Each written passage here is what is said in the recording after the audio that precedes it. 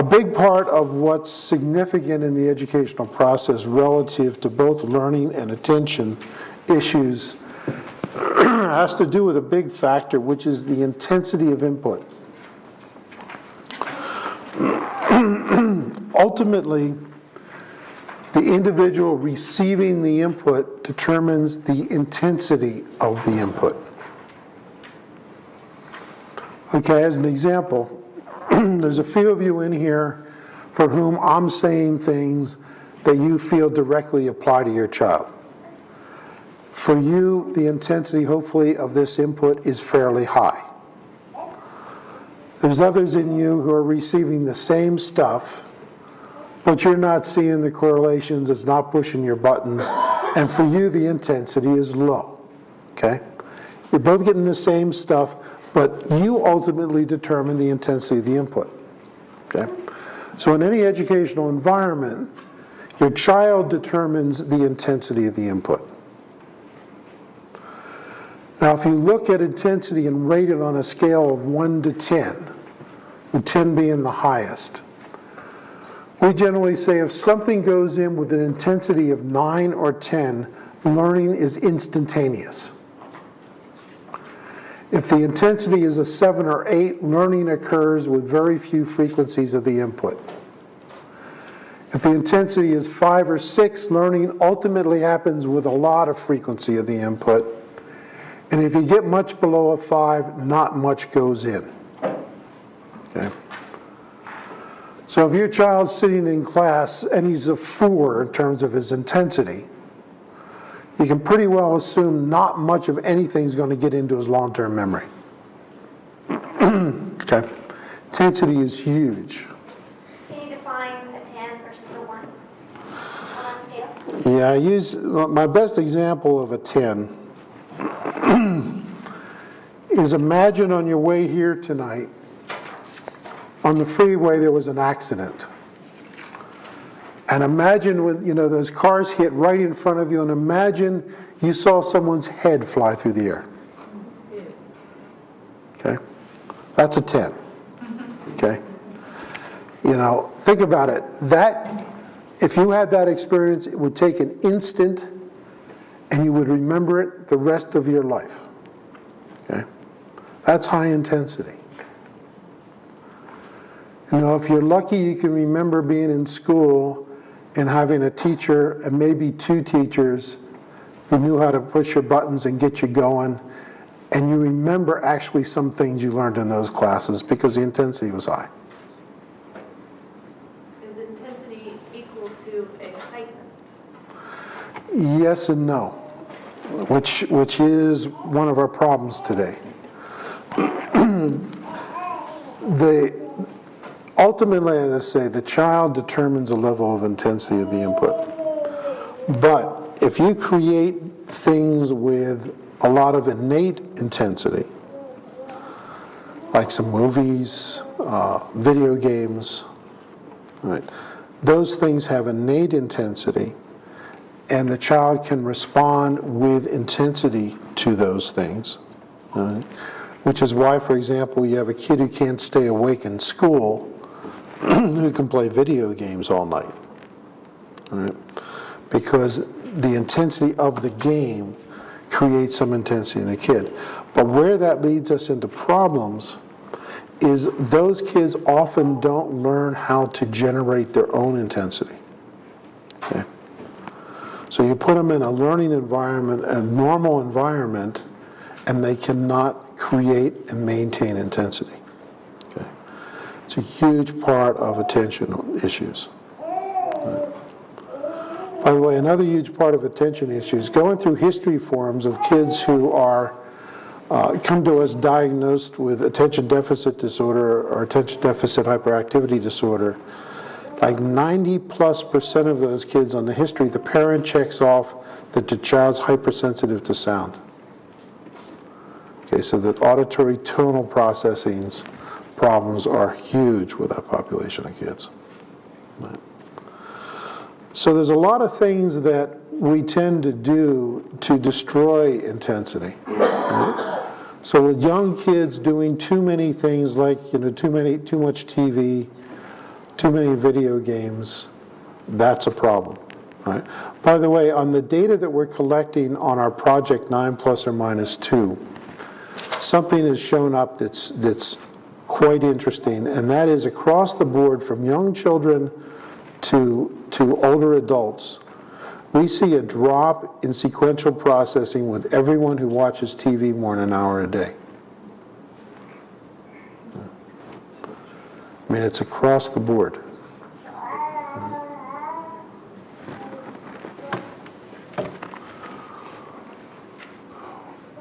Another great thing that destroys intensity is a little thing called curriculum.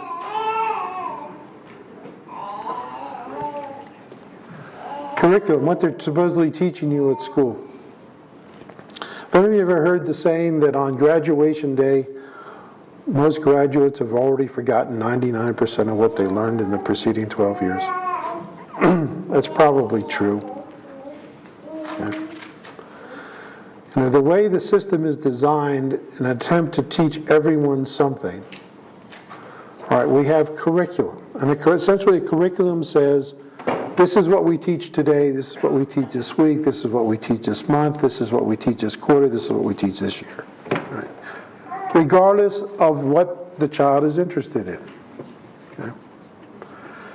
And essentially the curriculum teaches to the point where you have the information where something could start to become interesting. And typically that's where you stop and you move on to the next thing. I can remember in 9th grade we started studying rocks and minerals, and wow, I thought that, was really interesting stuff. And at the point where they really piqued my interest and I said, now I can really get into this, time to move on and talk about something else. Okay? And that's what curriculum is. Remember that little thing, the further we get from 1 to 1, the less efficient it becomes. Okay? That's the problem with curriculum. Because the curriculum doesn't care if you like it or not.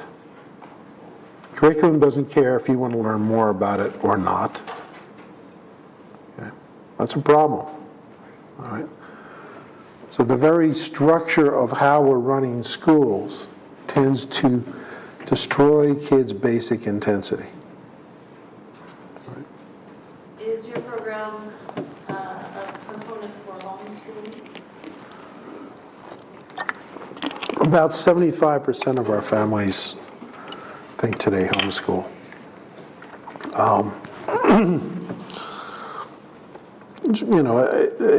It's great for many. It's not appropriate for some. It's impossible for others. A lot of kids with learning type problems and attention type problems, if the family can, they'll often pull the kids out of school until we, if you will, fix them and then put them back in again. It quite honestly is a lot easier. All right? Because another part of the problem with intensity is as you increase duration, you decrease intensity. Okay? As bad as the curriculum generally is for the kids' intensity, homework makes it even worse. Let's send the kids for 6 hours and bore them to death, and then let's give them a few more hours to do at home to teach them to really love learning. Okay? And if you think about, two of the biggest problems they talk about with our kids today is kids don't read. And think about it, how many kids have any time left to learn how to love to read? All right, between what they have to do at school and what they have to do for homework. And the other big thing we're talking about is our kids don't get enough exercise. Well, when in the world are they supposed to get any exercise? Okay? Yes? How about socializing? How does that, by improving the sequential processing, will that help with socializing too? Universally, kids with auditory processing problems have social problems, okay? Unless they get involved with a group you'd rather they not be involved with, okay? The basis of social interaction is communication. The basis of communication is auditory processing, okay? You've got to be able to process what the other person is saying. Then you've got to be able to understand what the other person is saying, and then you have to be able to form your words and your thoughts and communicate them. So the basis of communication is, in fact, largely auditory sequential processing. Sir? How does personality affect the ability of the child to determine the intensity of the input?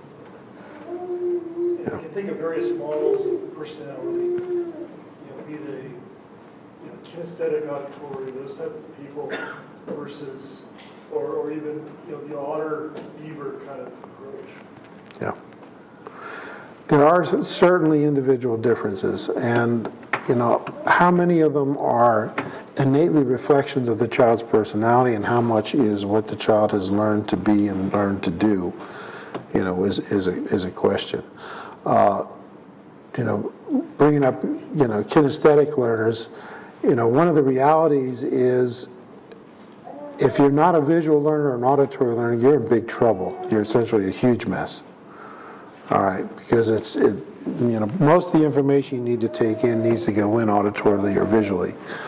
And if you got to put your hands on it, that means you've got a real problem with both of those, and the only way you can get any intensity is by doing hands-on stuff.